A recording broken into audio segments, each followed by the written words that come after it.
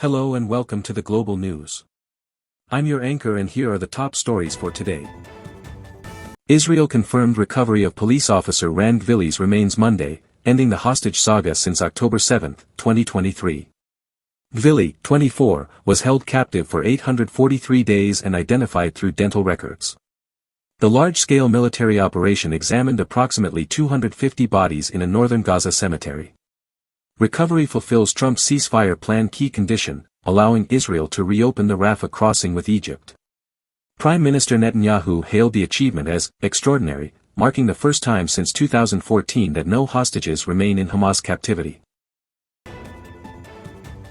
The United States military confirmed death toll from strikes on alleged drug boats reached 126 people since early September.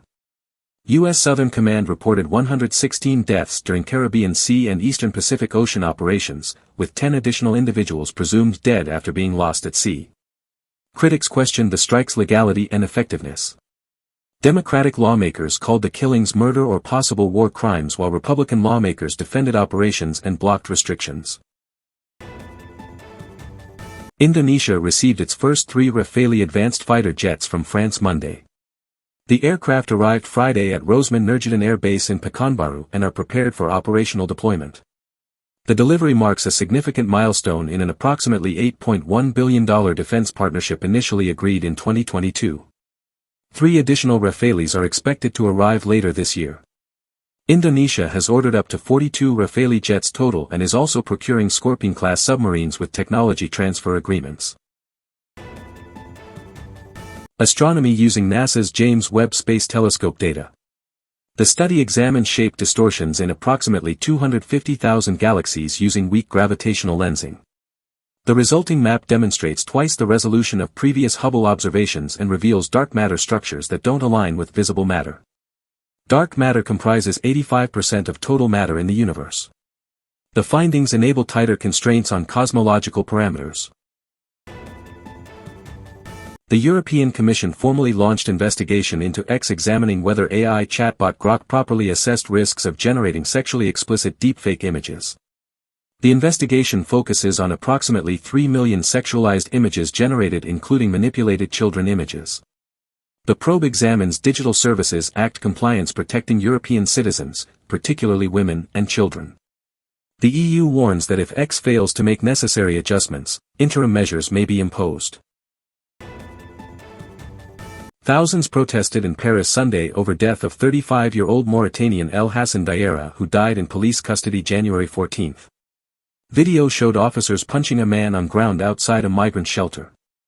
Diarra was arrested for allegedly resisting arrest and possessing cannabis and forged documents.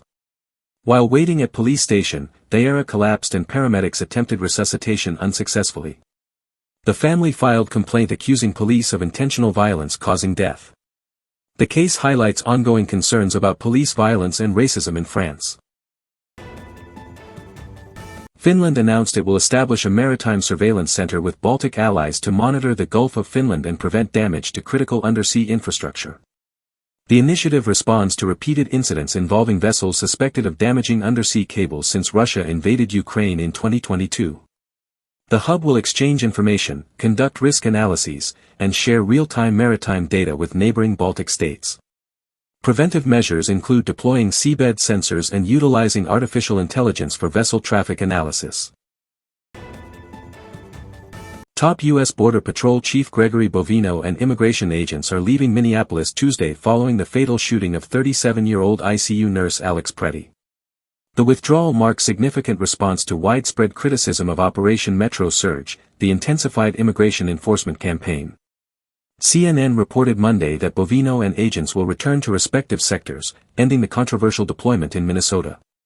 The decision follows demands from Governor Tim Walz for federal agents to withdraw.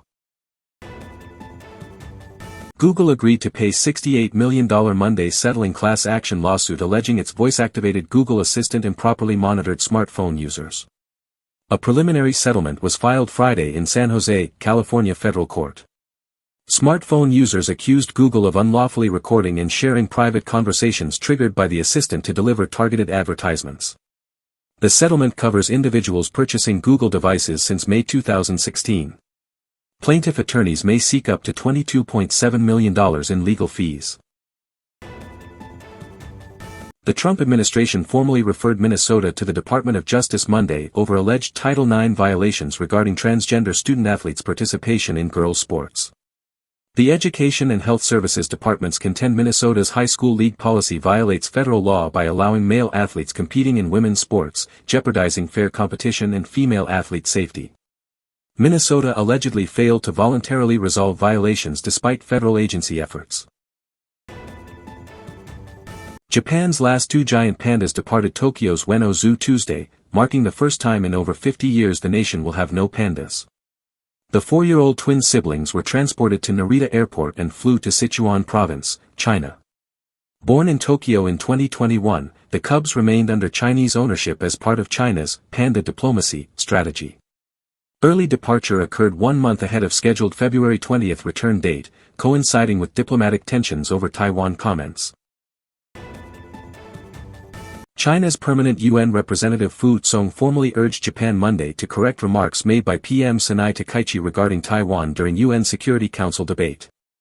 Takaichi linked Taiwan to Japan's survival crisis, suggesting possible military intervention, which Fu Song characterized as violating international obligations and the UN Charter.